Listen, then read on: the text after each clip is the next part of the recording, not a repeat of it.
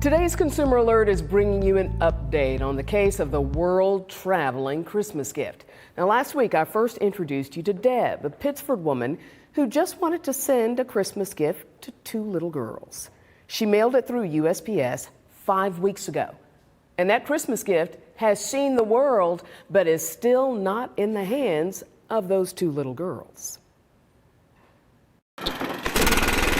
I think a lot of individuals see people on landscaping crews and such, especially if they're from other countries, as sort of invisible. But not Deb Antoniadis and her hubby Mike, pictured here with their daughter.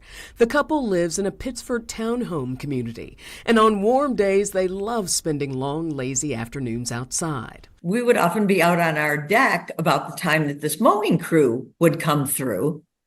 And this fellow would always stop the mowing if he thought we were doing something that needed quiet. So we started saying hello, and then I learned a little bit about his family.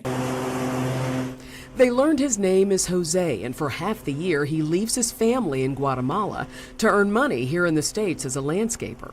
He has a wife and two daughters in Guatemala. He's away from them from April through almost November. Wow. And, he was showing me some photos of them and indicating that we FaceTime when we can. And his eyes teared up. And it was at that moment, the gulf separating America and Guatemala, New Yorker and migrant worker, grew much smaller. I can't imagine how difficult that must be for the whole family.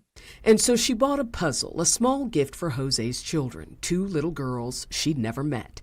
She wanted it to get to Guatemala by Christmas.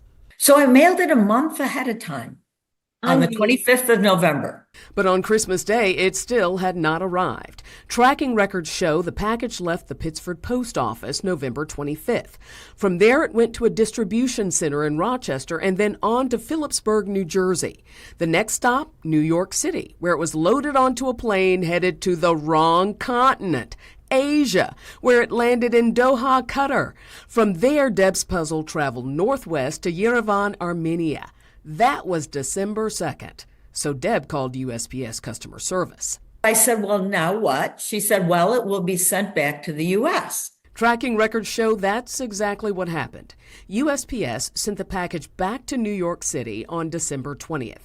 It took 9 days to get through customs and area distribution centers, then left New York again on the 29th, headed not to Central America. No! USPS has taken the package back to Asia.